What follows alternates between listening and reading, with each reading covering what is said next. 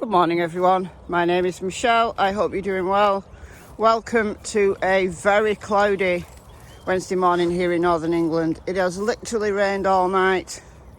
This field is very soggy. Let's get straight into it. Don spent 2 nights in jail as I record this, and already the rumour mill is going wild. Absolutely wild. In various Facebook groups, and this one interested me. I can't confirm or deny it. I just find it interesting that it's been said that Grandma is getting gone. She's getting ready to leave the state. Now, if anybody who is close to the family can confirm whether Grandma's intentions are to leave again, I'd like to know. Like I said, I can't confirm or deny it, but it wouldn't surprise me. That's what I'm saying. It wouldn't surprise me. And that would leave Candus all alone. All alone, 110 Ben Hill Road. We already know she's been on Facebook, and it is confirmed that this is Candus's actual new, yet another Facebook account.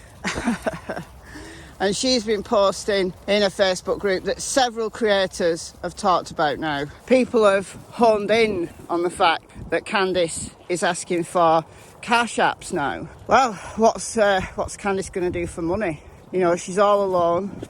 She's no bills to speak of though. That house is owned. Yeah, there's going to be certain taxes. She takes the Subaru back. The payments on the Subaru allegedly $600 a month, that's a lot.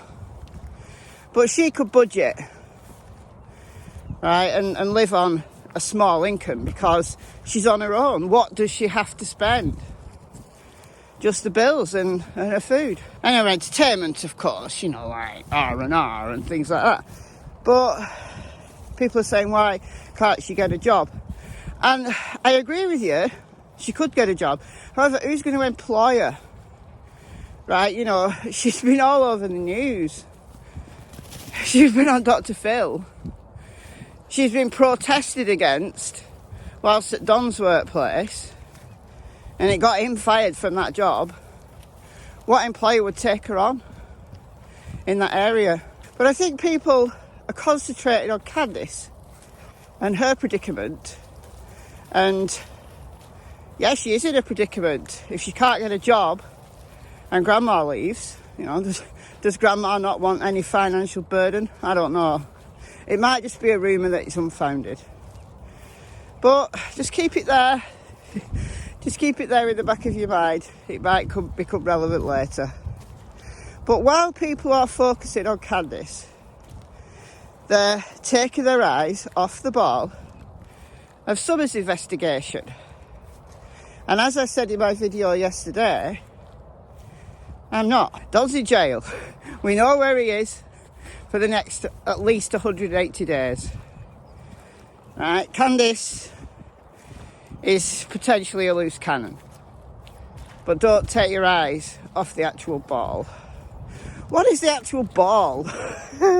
I hear you say. If Candus and perhaps Don were involved, then focusing squarely on Candus, you might say, doesn't take any eyes off the ball, and you could be right.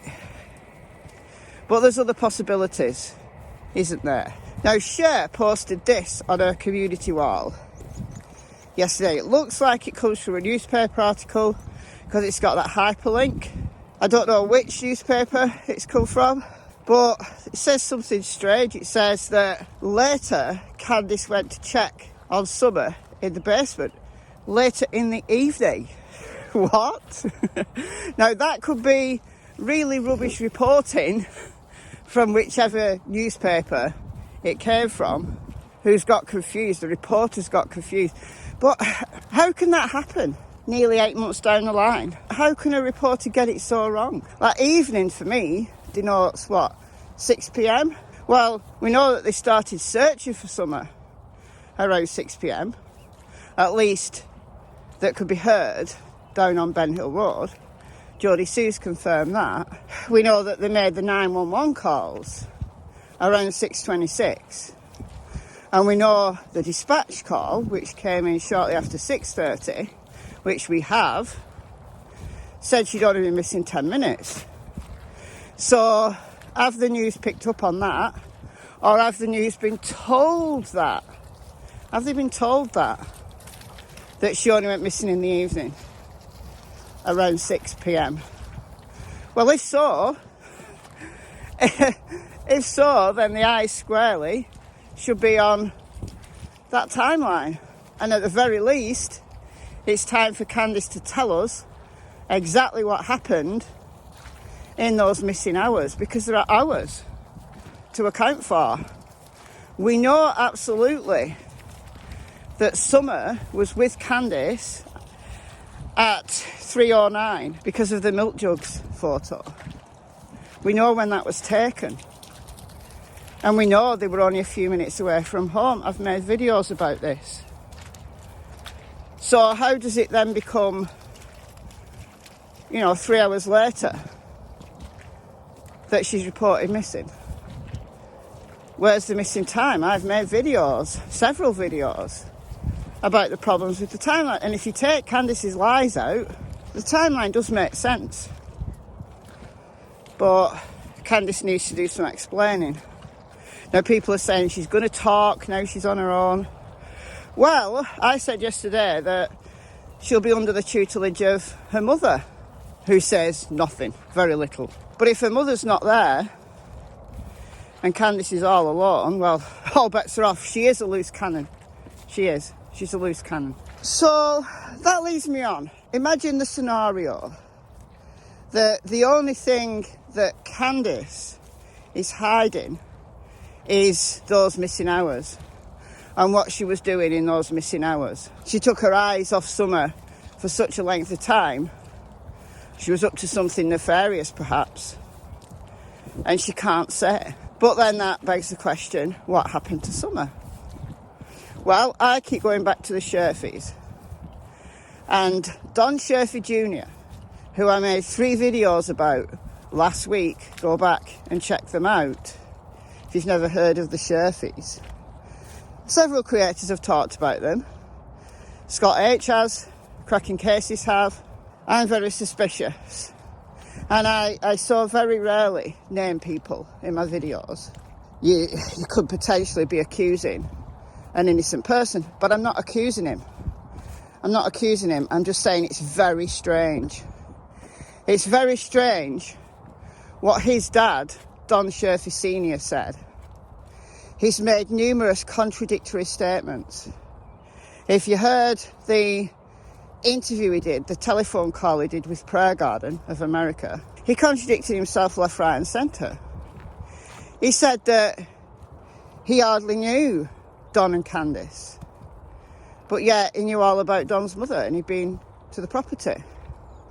Now, that was years ago, so maybe he's not had much contact in the recent, but he then said, well, Summer and her brother's playing the road.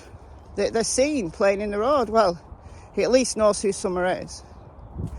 And even more concerning, his family, his girlfriend's family, definitely know who Summer is. Because his girlfriend's mother is William Gold's, Don's now deceased stepfather. Mary's his sister. And Don Sherfey Sr., come back. We're not going over there. I'm just showing you the view. We'll go back down because it's a bit windy. Don Sherfey Sr.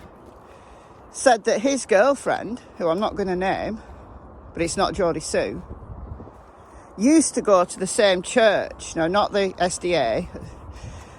Before they went to the SDA, they went to another church. And his girlfriend used to sit with Summer. Summer used to put her head in his girlfriend's lap. Summer was that comfortable with her. Not accusing her at all.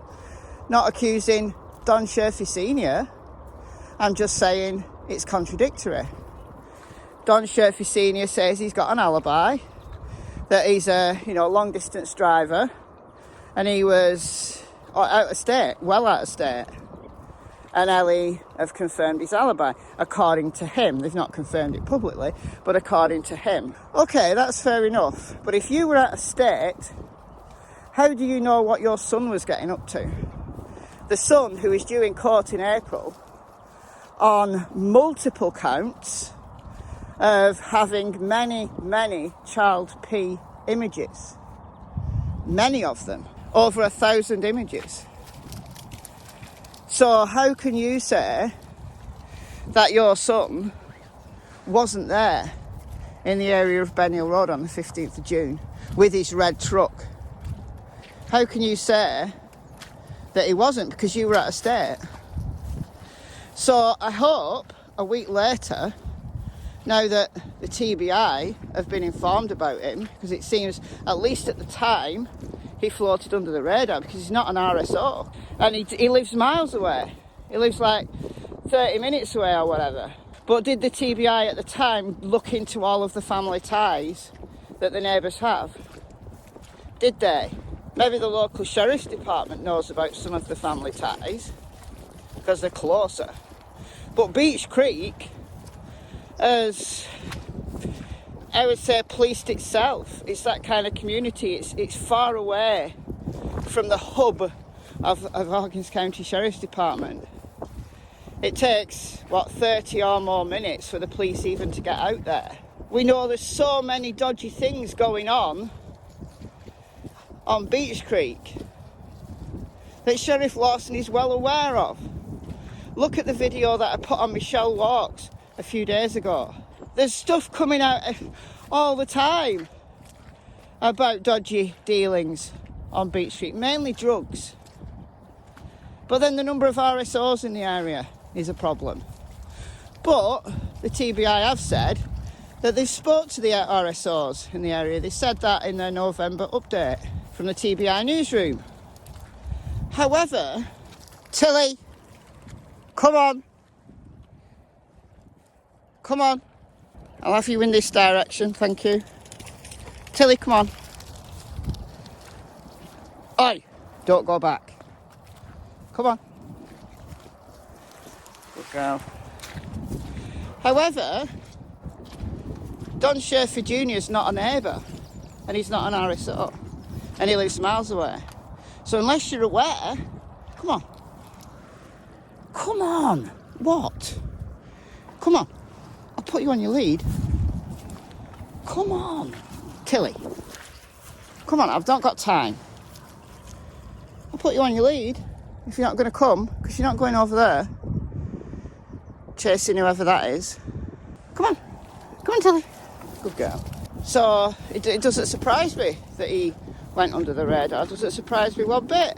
So where was he? Where was Don Sherfey Jr.?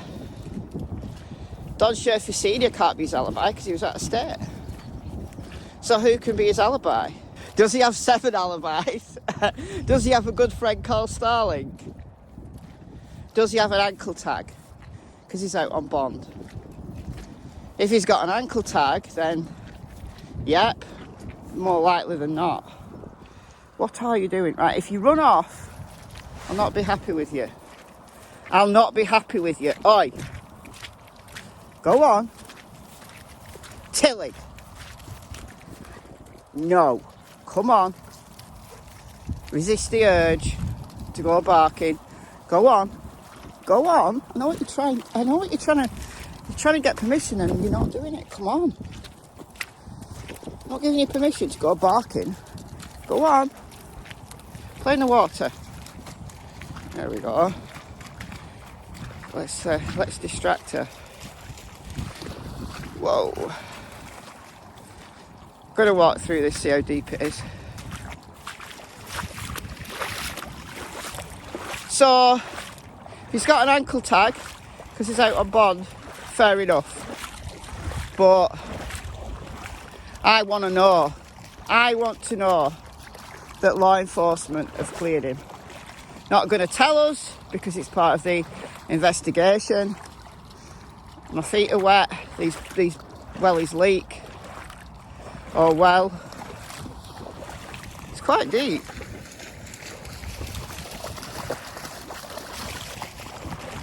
But I'm certainly not going to take my eyes off him.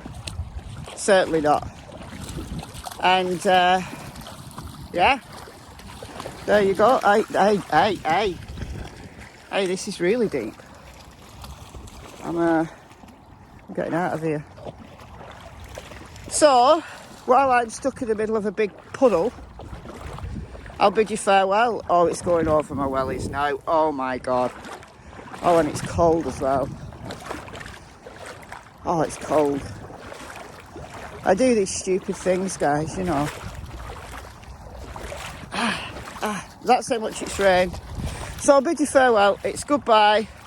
From me with very, very cold feet now, Miss Tillington and Miss Cassie Springer. Bye, guys.